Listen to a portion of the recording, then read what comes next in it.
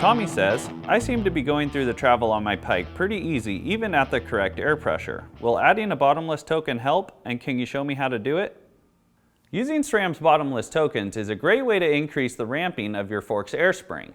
This gives the more aggressive rider a bottomless feel as they approach the end of their fork's travel. Adding or removing these bottomless tokens will affect how much force is required to get the fork to bottom out with the same amount of air pressure.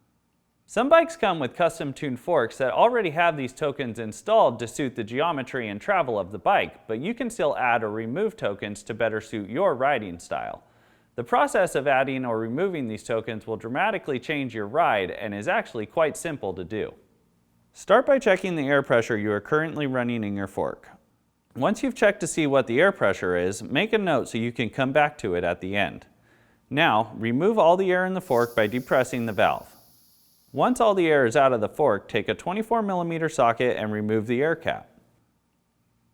Depending on what bike you have, the fork may already have a bottomless token installed. If so, take note.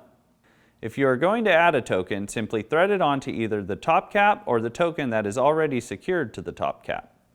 Thread it on by hand, and then you can use the socket and an 8mm Allen wrench to snug them together.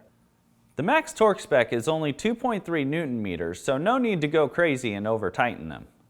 If you're going to be removing a token, simply unthread the bottom token from the others or the top cap and then re-snug the remaining tokens.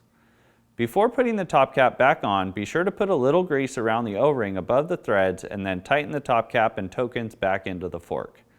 Torque the top cap to 28 Newton meters. Now, all that's left to do is put your fork back at the correct air pressure before hitting the trail.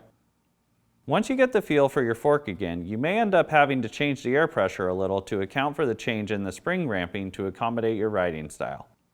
It's a low-cost, low-effort way to change your ride. Give it a shot and see if you can't improve your riding experience.